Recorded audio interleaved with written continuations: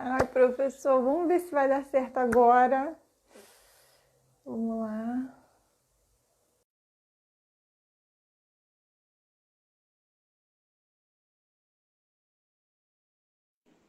Oh, meu Não, Deus! não Santo acredito. Cristo! O que é isso? Apareceu, tô te vendo. Você está me vendo? Tô te vendo, sim. Eu não estou vendo ninguém, tá tudo preto na tela. Eu tô te vendo, meu esposo tá aqui também, tá te vendo. Ih, ficou preto de novo. Apareceu. Ah, meu Deus! É Aqui para mim tá alguma tudo vontade. preto. Não, eu tô te vendo. Não mexe nada. Tá enquadrado direitinho? Porque eu não tô Tá. vendo. É? Não O, tá cortando braço? não, tá um pouco para, no caso, a sua direita. Você tem que chegar um pouco mais para a sua esquerda. Um pouquinho só. Assim? Não, não, pro outro lado. Assim. Aí. Perfeito, perfeito.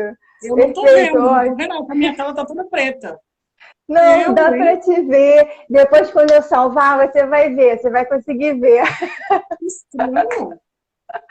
Não, Nossa, é só não mexer em nada, deixa como tá. Eu só vou fazer o seguinte: você consegue me ver? Nem a mim você tá vendo? Ah, consegue. você Ah, eu vejo. ótimo. Eu Ah, que não então me tá bom. vejo. Não, Tá tá um bom, não tem quadrado problema. preto. Não, então antes estava, agora tô te vendo perfeitamente. Vamos fazer o Tá. seguinte, então. Eu vou começar as perguntas para a gente não te atrasar, que eu sei que você tem compromisso. E aí você já vai sinalizando aí. Quando eu falar, você sinaliza. E quando você falar, eu faço aqui a interpretação. Tá bom? Vamos lá. Primeiro, eu quero te agradecer pelo livro. Ah, eu estou muito feliz. Obrigada.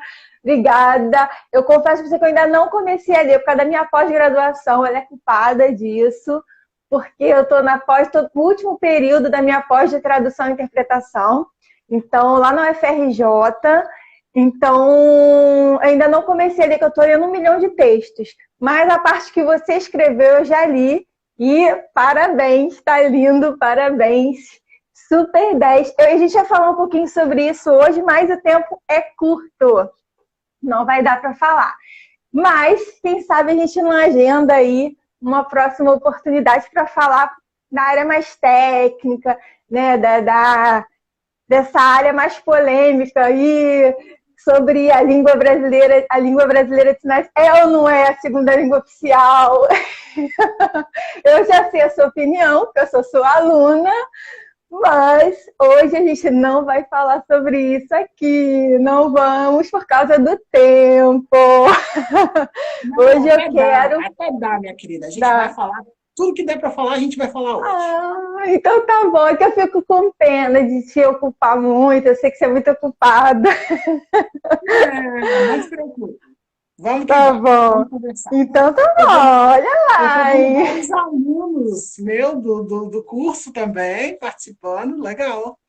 É, eu tenho uma aluna que também é sua, da mesma turma que é minha amiga, assim, particular, que faz curso na FRJ junto comigo, a Ana.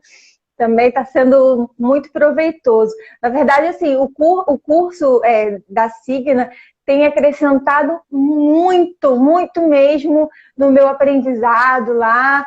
Aqui é a Ellen da turma 2, eu sou da turma 3. Então, tem sido assim muito proveitoso mesmo. Eu estou no finalzinho aí, tá assim, TCC, os professores online, os professores mandando um monte de texto para ler. A gente tem que entregar 3 trabalhos por semana, então eu tô assim doidinha, mas vai dar certo, no final dá certo. A gente vai dando um jeito, né? Estuda de madrugada. Dormir para quê? Vamos estudar, gente. Eu sempre falo isso. Para que dormir? Para quê? Pois é, eu sei que você fala isso. Então Até vamos porque lá. as aulas, todas as aulas do Traduzaí são gravadas de madrugada. Eu costumo trabalhar, eu sou Sério? muito mais produtivo no período da madrugada do que durante o dia inteiro. Então, meu processo de gravação para o Traduzaí, eu preparo todas as aulas, que geralmente são divididas em 7 vídeos, cada aula 7 vídeos, 7 a 10 vídeos, mais ou menos, e eu preparo elas durante o dia inteiro. Quando der mais ou menos 1 hora da manhã, eu começo o meu processo de gravação. Aí gravo tudo numa tacada só. Tô passada. Eu já fui assim no passado. Agora não, agora eu tô soninho. Agora me dá uma preguiça. Mas antigamente eu fazia tudo de madrugada. Tudo de madrugada. Eu estudava para a faculdade de madrugada, era até 3 horas da manhã estudando, acordava às 6 para ir trabalhar e assim ia. Mas agora eu estou numa idade que já não aguento mais isso não, já perdi o pique. Pode, não, eu também já não estou assim numa idade que eu consiga dar conta dessas coisas, não. Eu só pareço novo, gente. Eu só pareço. Mas eu já tenho aí uma caminhada de 15 anos na língua de sinais. Eu comecei a interpretar em contextos intrasociais, dentro de associação de surdos. Quando eu tinha 15 anos de idade, foi a minha primeira atuação. Eu não esqueço, dia 9 de dezembro de 2005, foi o primeiro momento que eu tive aí contato com a língua de sinais, com os surdos. E aí, no ano seguinte, eu já iniciei a minha atuação como tradutora e intérprete de língua de sinais. Então, 15 anos já trabalhando, algumas graduações, algumas pós, mestrado e agora no doutorado em estudos da tradução, contribuindo aí para a área da pesquisa da tradução entre Libras e língua portuguesa. Ótimo. Olha, eu vou te falar que interpretar professor dá nos nervos. Já tô suando aqui, tá um frio, eu tô toda suada. Vou tirar já o casaquinho aqui, porque interpretar professor é muita responsabilidade. Eu tô aqui apavorada. Mas como... você está me vendo, né? Eu tava achando que tava tudo preto, tranquilo, mas não, você tá me vendo. Ai, meu Deus. Mas amém, vai dar tudo certo. Vamos lá. Professor, qual é o seu sinal? O meu sinal é este aqui, é o W, e o contorno do meu corte de cabelo. É este o meu sinal. Então, para quem não conhece... Muitas pessoas economizando, né? Fazendo assim, fazendo só assim de lado, tem toda essa voltinha. O nome é complicado, o sinal também tem que ser complicado. Tá certo. Vamos lá. Quem é o Arley? Quem é a pessoa do Arley? Quanto tempo você está inserido na comunidade surda e como foi o seu envolvimento? Você já nos contou, né? Que você conversou com 15 anos de idade, que foi numa associação. Mas quem é a pessoa do Arley? Assim, quem é você? Bem, eu sou um mineiro, nascido na cidade de Contagem. Qual é o sinal? Contagem, que é a região metropolitana de Belo Horizonte. Sou filho de um tradutor, meu pai é tradutor de alemão-português, de inglês-português, francês-português e tem mais uns outros idiomas aí também. Então, meu pai trabalha com tradução técnica de materiais voltados para indústria. A minha mãe é do lar e desde muito cedo eu sempre me interessei pela aprendizagem de idiomas, aprendi a ler muito cedo, ensinei os meus irmãos a ler, a estudar, sempre fui muito da área de letras e eu tive diagnóstico de altas habilidades quando eu era adolescente ainda, que as pessoas conhecem isso como superdotação. O nome é altas habilidades. Então, eu entrei na faculdade muito cedo, entrei para estudar com 15 anos dentro da faculdade, fiz o normal superior, depois eu fiz a complementação pedagógica e o Letras Libras. E eu sou um cara muito simples, muito tranquilo, que em 2005, como eu já tinha contado para vocês, eu vi uma pessoa interpretando num espaço religioso, a Osana Vera Leal, o sinal dela é OZ, Osana, e OZ, isso. Aí ela estava interpretando e eu virei para ela, gente, que negócio legal, vou fazer isso aí. Assim. vou fazer isso aí. Aí depois eu ainda tive contato com criança surda no meu estágio, no normal superior, no orfanato, e isso foi mais me motivando a aprender. Até que eu descobri que existia uma associação de surdos em Minas Gerais, lá em Belo Horizonte. O sinal da associação é esse aqui, Associação de Surdos de Belo Horizonte. E eu comecei a aprender a língua de sinais. E aprendendo, e fui aprendendo, e fui aprendendo, até que em 2007 eu tirei o para Libras. Em 2008 eu tirei outro para Libras, 9 outro, 10 outro, fui fazendo um atrás do outro. E tô aí, hoje moro em Florianópolis, vim para cá para estudar o Letras Libras. Aí entrei no mestrado e entrei no doutorado. Então, basicamente, quem sou eu? Eu sou uma pessoa que vem de origem muito simples, que teve muita oportunidade, muito incentivo para estudar. Entrei no mestrado e no doutorado, hoje sou um doutorando e estou aí tentando fazer a diferença na formação do tradutor e intérprete de línguas de sinais, igual os meus professores fizeram a diferença na minha formação enquanto tradutor e intérprete de língua de sinais. Então, esse sou eu.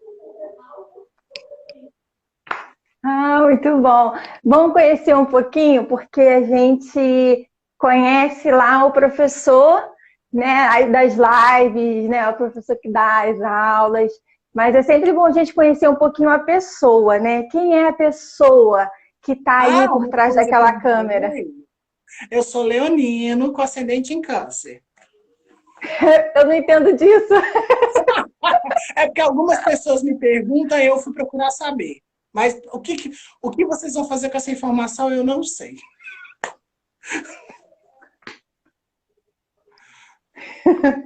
Ok, ok, ok. Eu não entendo nada disso. Eu tô aqui, pra mim falou alemão, sabe? Tipo, não entendo nada. Meu pai pode te ensinar, meu pai sabe alemão. Então, sabe que o meu esposo, ele estuda alemão, sabe? Ele tá aprendendo. Ele tá começando ainda, mas tá aprendendo. Nós somos missionários. Então, uma das línguas que ele precisa saber aí para o campo missionário é o alemão. E ele está estudando. Vou saber, depois me passa aí o contato do seu pai, né? Que é bom. Ele dá aula também? Ele é Não professor dá também, igual aula. você? Não, é só Ele tradução, não é né? professor, Ah, que ele só pena. traduz. É a Não, profissão tá dele. certo. É Traduz. especialista na área. Ok, ok, tá certo. Então vamos lá. Hoje, a sua atuação como profissional ou voluntário na área? Você faz trabalhos voluntários nessa área, né, de interpretação e tradução? E se faz ou não, aonde? E como profissional eu já sei, mas vamos lá para as pessoas saberem aí. Bem, eu atuo primeiro com a atuação voluntária desde 2005. Eu atuo como formador de intérpretes em contextos intrasociais, ou seja, aqueles conceitos aqueles contextos dentro da sociedade, como associação de surdos,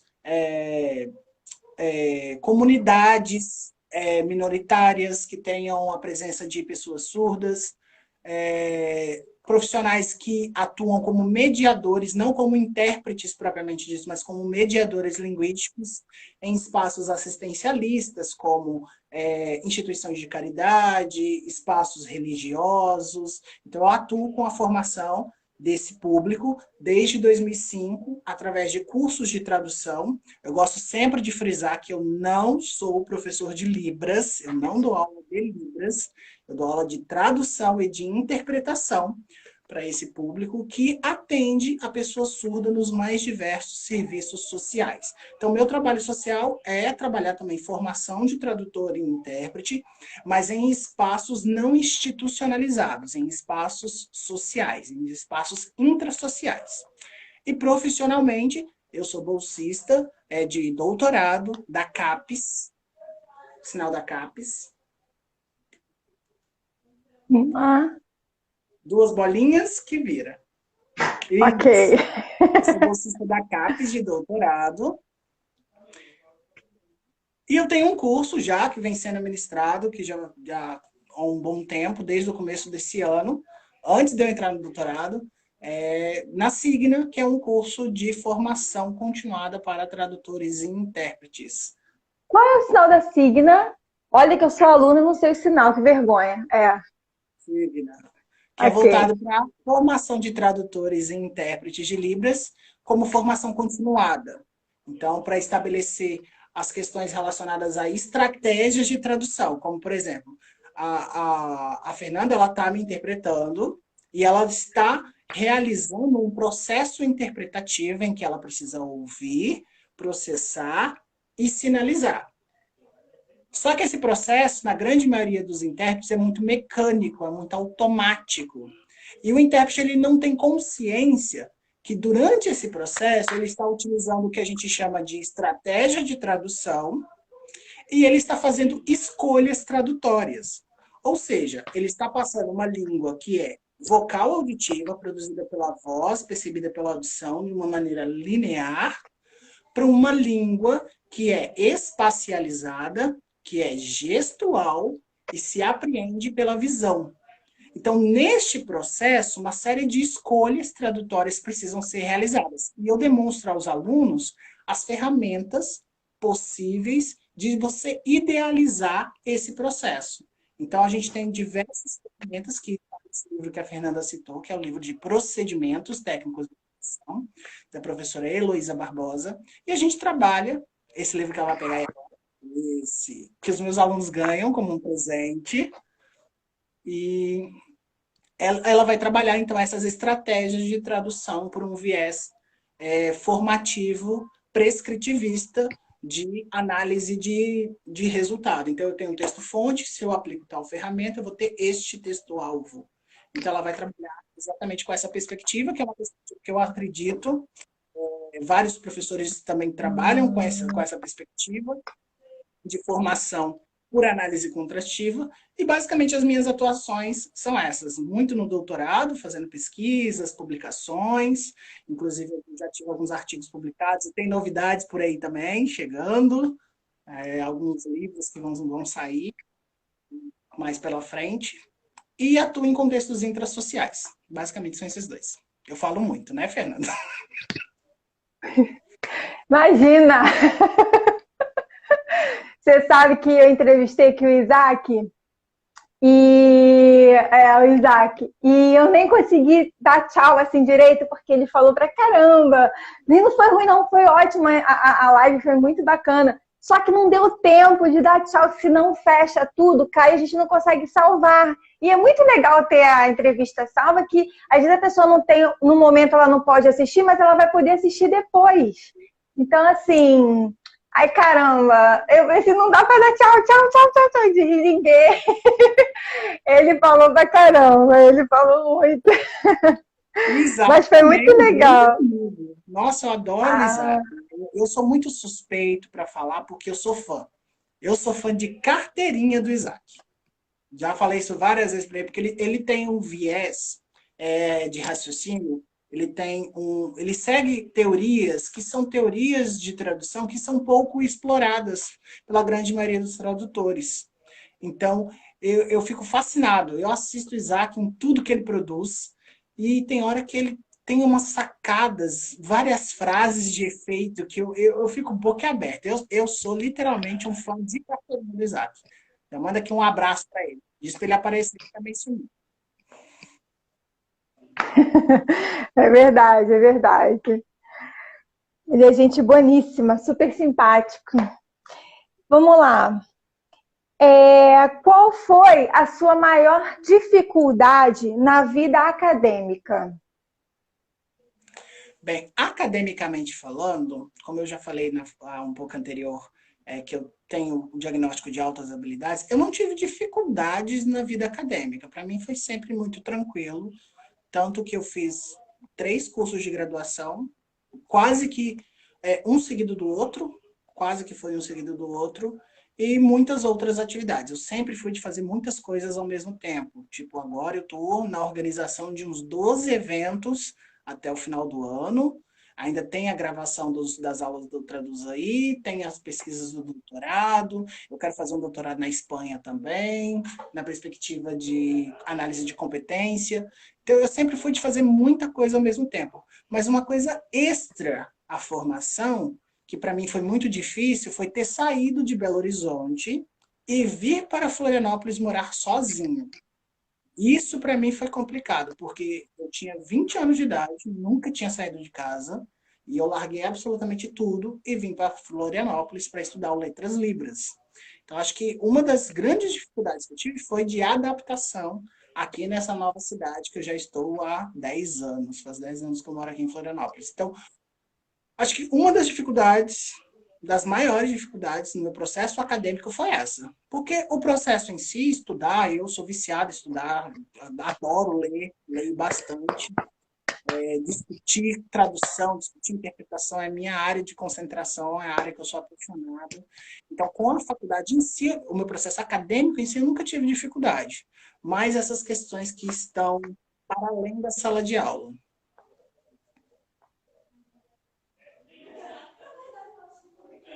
Entendi. Caramba, é verdade, é verdade. Eu morei sozinha também na época da minha faculdade. Eu confesso para você, eu entrei num processo depressivo complicado. Naquela época foi muito difícil, tive que tomar até remédio para eu conseguir me restabelecer. E aí eu ganhei a Mel. A Mel é minha filha, a minha cachorrinha. Eu ganhei a Mel. Minha filha, bebê não. Processo tratário interpretativo, se não for bem explicado, dá complicação, viu? Complicado, sim, você viu? O que aconteceu foi uma ambiguidade. Eu te iludi. Eu 3 segundos para tomar a decisão. Eu tô assim, gente, será que é criança ou é cachorro? Deve ser criança. Eu tomei uma escolha. Foi uma escolha tradutória. Tá certo, é isso aí, eu percebi. Mas não foi de propósito, não, viu? Depois que eu percebi, eu falei, ih, calma aí, é minha cachorra. E aí a Mel. Eu passei por uma coisa semelhante. Em 2015, eu estava trabalhando no serviço público e eu acabei também me frustrando com o serviço público em si, na instituição federal. E eu também entrei num processo um tanto quanto depressivo, precisei me tratar, aquela coisa toda, mas já passou. Também ganhei, nesse processo, eu também ganhei uma filha, que é uma gata, no caso, que é a Chloe, que vocês veem aí nas minhas redes sociais, que eu adoro postar foto dela. É uma gata siamesa também, que ela praticamente me adotou e me ajudou com esse processo. Não, mas é verdade, os animais ajudam muito, né? Melzinha foi fantástica nesse momento, foi o que me ajudou aí naquele momento de solidão e tudo mais. Mas agora tá aqui, tá deitadinha ali no cantinho. Nesse frio, eu gosto dentro de casa, eu tenho pena de botar lá fora no quintal, e fica dentro de casa comigo. A minha gata dorme comigo, todo dia. Então, o meu cachorro, a minha cachorrinha, Mel, dormia também. Só que eu casei. Aí quando eu casei, aí o marido falou, não.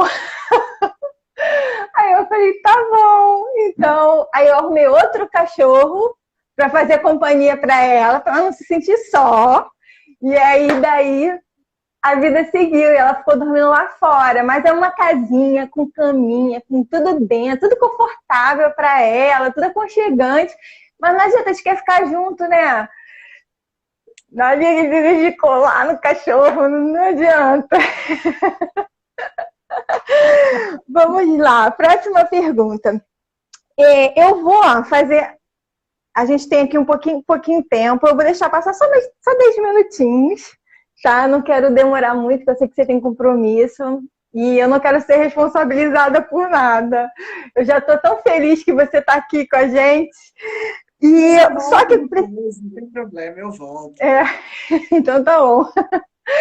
Olha só, essa pergunta que eu vou te fazer agora mudou um texto que eu tinha pronto. E aí você me fez pensar e me fez estudar o assunto. Por quê? Porque eu já tinha na minha cabeça que Libras, porque foi implantado isso em mim, né? Libras é a segunda língua oficial do Brasil. E aí, eu escrevi um texto e tal, que vai ser divulgado muito em breve, e falando sobre isso, e eu coloquei isso no texto. Só que, olha só, eu comecei a fazer o curso da Signa. E aí, comecei a ouvir suas lives, começaram primeiro com as suas lives lá no YouTube. E aí você tratou desse assunto. Quando você falou, aquilo me despertou na minha mente algo que eu falei assim, cara, deixa eu estudar isso aqui. Porque eu sempre ouvi falar isso e eu, ao invés de eu buscar na fonte, eu peguei o que todo mundo falava sempre e botei no meu artigo lá. Só que, quando você falou, eu pensei, caraca, deixa eu estudar. E aí eu fui estudar e eu percebi que você tinha razão. Eu percebi que você estava certíssimo. Então, só que eu não vou dizer a resposta, eu vou pedir para você responder e eu vou te interpretar. Porque isso não foi mérito meu, foi mérito seu, que por sua culpa você me fez pensar e estudar. E é possível que tenham pessoas aqui que estejam passando, que pensem dessa mesma forma ainda, né? E não tenham se despertado aí para tal. Então, eu vou deixar você falar. Então, Libras é ou não é a segunda língua oficial do Brasil? Bem, para a gente chegar nessa resposta, a gente precisa percorrer um longo caminho. Não é uma resposta simples de ser dada, porque essa resposta ela envolve uma série de questões que estão no direito enquanto área de pesquisa, que estão na sociologia enquanto análise de discurso, o discurso sobre essa lei, e também está no campo dos estudos surdos, que é a questão da antropologia, né? A pesquisa do ser humano. Então, vamos começar da seguinte forma. Nós temos uma legislação que ela é suprema sobre qualquer outra legislação. Essa legislação se chama Constituição Federal, assinada em 1988. Se a gente for pegar a Constituição Federal, assinada em 1988, a gente vai encontrar lá no artigo de número 13 que o português é a língua oficial da República Federativa do Brasil. O que isso significa? Significa que todo e qualquer processo comunicativo ou de registro precisa se estar na língua portuguesa. Ela vai se constituir como a principal fonte de informação da população brasileira. Então, aí nós temos um processo educacional baseado na língua portuguesa, nossos documentos são baseados na língua portuguesa, tudo que nós apreendemos do mundo é baseado na língua portuguesa. Ok. Aí a gente chega em 2002. Em 2002, nós temos no dia 24 de abril de 2002, a assinatura, a sanção da Lei 10.436. É uma lei muito polêmica. Ela é uma lei muito complexa de se entender. Por quê? O português ele é uma língua que envolve uma série de questões aí por trás. A gente tem ambiguidades, a gente tem pistas semânticas de determinado sentido, e na legislação, como é feita por pessoas que não entendem do assunto, muitas das vezes nós temos problemas de interpretação exatamente pelo fato dessas pessoas que estão escrevendo essas legislações, elas não conhecem a área.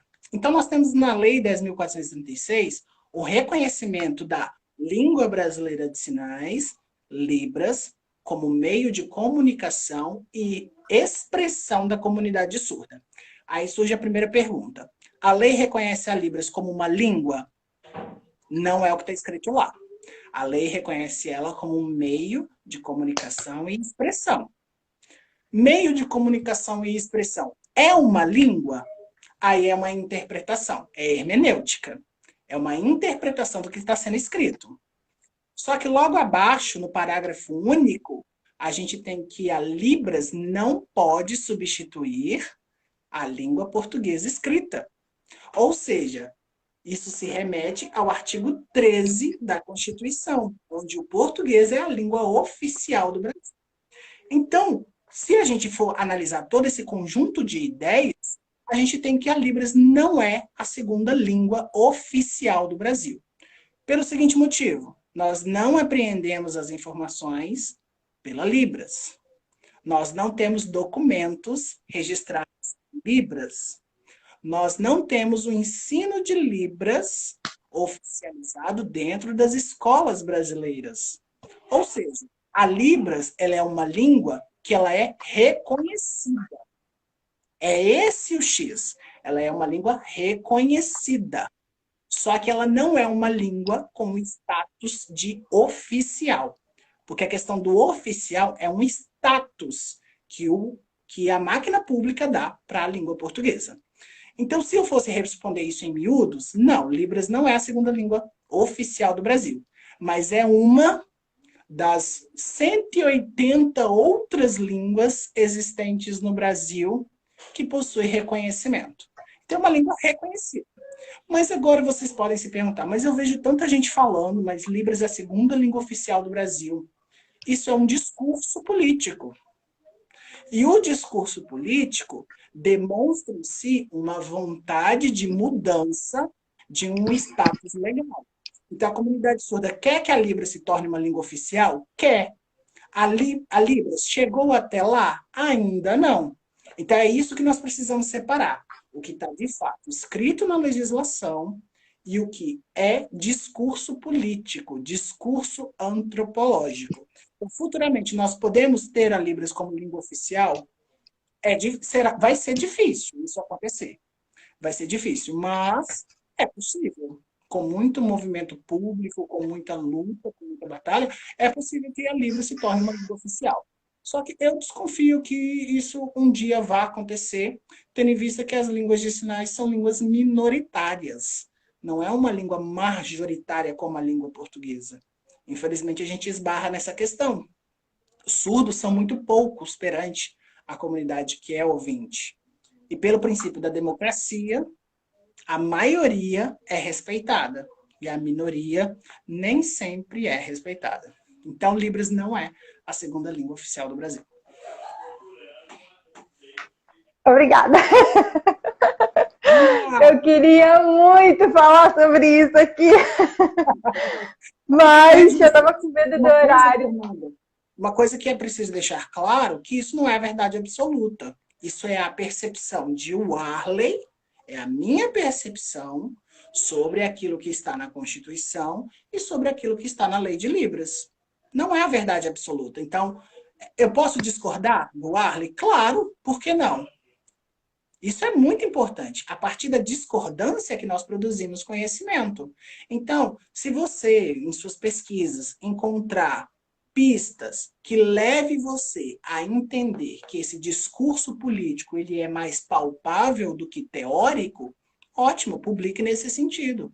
Agora, se você entende que pela hermenêutica das interpretações, pelo que está escrito nessas duas legislações, só confrontando as duas, e por essa falta de clareza da Lei 10.436, ela de fato não é a segunda língua do Brasil, ótimo, é uma percepção que você chegou.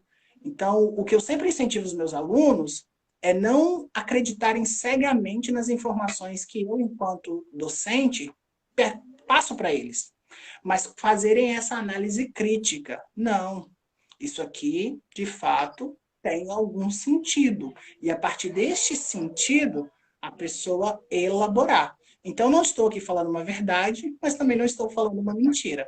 Eu estou falando uma percepção do Warley sobre ambas as legislações. Ok. Obrigada, muito obrigada. Não, para você ver como eu já te admiro, tá vendo?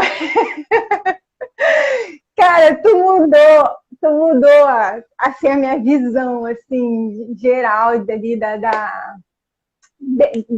dessa parte principalmente, né, do artigo, porque eu estudo Libras desde 2009.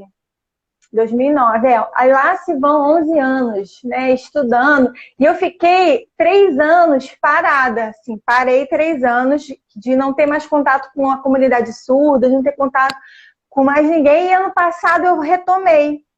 E aí eu senti muita dificuldade, porque eu estava assim, numa fluência muito boa antes. E aí agora eu me senti assim, caramba, tô travada. Nossa, como é aquele sinal mesmo? Às vezes um sinal assim que eu usava sempre, eu já não lembrava mais, porque parei de usar. Então, quando eu voltei a estudar, falei, cara, eu preciso receber informação. E aí eu comecei a entrar, né, no YouTube e tal, pesquisar as pessoas estavam dando aula, e aí eu achei o Arley no YouTube. Eu vou te falar que eu não sei como eu te achei, tá? Mas eu sei que eu estava pesquisando conhecimento e eu te encontrei, graças a Deus por isso. Que eu entrei no Signa. Gente, quem tá aqui assistindo, você não faz o curso, procure saber, porque assim, cara, é muito bom, te abre os olhos, te abre a visão, vale a pena. Tô falando sério, não tô falando que é porque eu tô com um professor aqui, não, mas é verdade, isso é real, é real. Para você ter uma ideia, essa questão da língua aí já mudou totalmente a minha maneira de ver, né? Se é ou não é oficial. Gente, eu falava cegamente, mas agora eu sei que não é, e eu estudei. Eu não tô falando isso só porque ele falou, eu estudei, eu peguei a lei, eu esmiucei ela todinha, eu busquei, e ele, de fato, tem razão. E é isso aí, mudou a minha visão. Hoje, quando eu ouço alguém falando isso, eu já fico assim, caramba, ok, tá, mais ou menos isso. Mas faz parte, como ele disse, é a visão. Sim, é aquilo. As pessoas têm diferentes percepções, né, sobre o mesmo assunto. Então, quando eu vejo alguém defendendo a ideia de que Libras é a segunda língua do Brasil, eu procuro estabelecer com essa pessoa um diálogo. Por que que você afirma que Libras é a segunda língua do Brasil? Quais são os argumentos que você defende para chegar nessa conclusão? A Gabriela Serenini está falando aqui no Bate-Papo exatamente o que a Paloma Bueno, a intérprete Paloma Bueno, ela fez uma publicação maravilhosa na rede social dela, falando sobre a questão desse status que as pessoas dão à língua de sinais, mas é um status que ela não tem. Se Libras fosse a segunda língua do Brasil, gente, a vida dos surdos estava feita, porque Libras ia ser ensinado em todas as escolas. O surdo não ia ter problema com interpretação. Não ia faltar intérprete para ninguém, porque todo mundo sabe Libras, não seria necessário ter a presença oficial, impreterível, inenarrável do intérprete. A vida do surdo seria completamente diferente. Por isso existe esse discurso político de fazer com que a Libras alce o status de língua oficial. Porque assim a vida do surdo estava resolvida. Ele nunca ia ter problemas de acessibilidade. É verdade, é verdade. É um sonho, né? É um sonho, é um sonho. Eu preferiria 1000 vezes não ser intérprete e ter todo mundo sabendo Libras do que ter a necessidade de ter intérprete. Eu preferiria, porque eu sei que isso ia favorecer o surdo, assim, 1000 vezes. Né? Vamos lá para a última pergunta, para eu poder te liberar, professor. Eu prometo que é a última. Eu queria que você falasse. Eu vi aí você sinalizando. Ai, meu Deus, tadinho. Vamos para a última pergunta.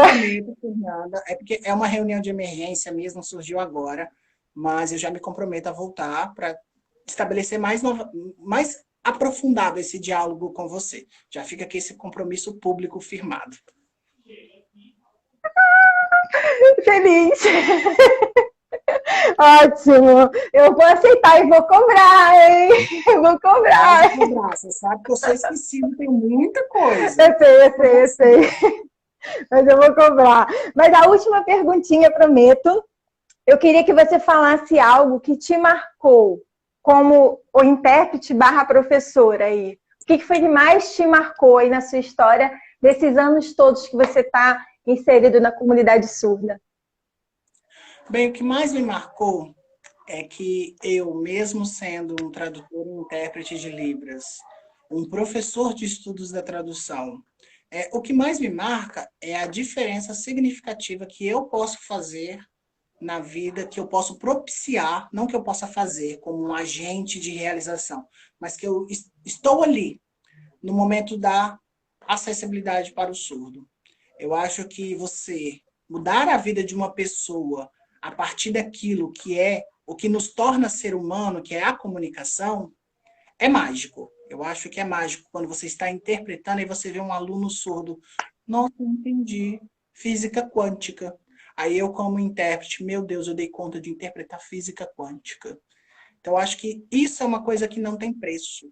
Que não tem preço. Você fazer a diferença na vida de um ser humano por possibilitar a ele ter acesso sobre aquilo que é o que lhe torna humano, que é a linguagem. Então, respondendo essa última pergunta, eu acho que fazer a diferença na vida do público é significativo. É muito bom. Ah, que pena, acabou, gente. Eu quero agradecer ao professor Arley, a sua disponibilidade de estar aqui com a gente. Muito obrigada. Deus abençoe sua vida, seu trabalho. Deus, sabe, te capacite, que você continue aí se superando todos os dias, que você evolua sempre, que você possa ser sempre esse canal aí de informação para as pessoas, né? Que a gente precisa de professores assim capacitados e honrados que possam, que estão disponíveis, né, para ajudar e corroborar aí com a nossa vida, tá bom? Professor, muito obrigada. Um beijo, boa reunião para você. Obrigada, e eu vou cobrar uma nova entrevista mais para frente, tá bom? Então tá, um beijo, fica com Deus. Tchauzinho. Tchau. Tchau, gente.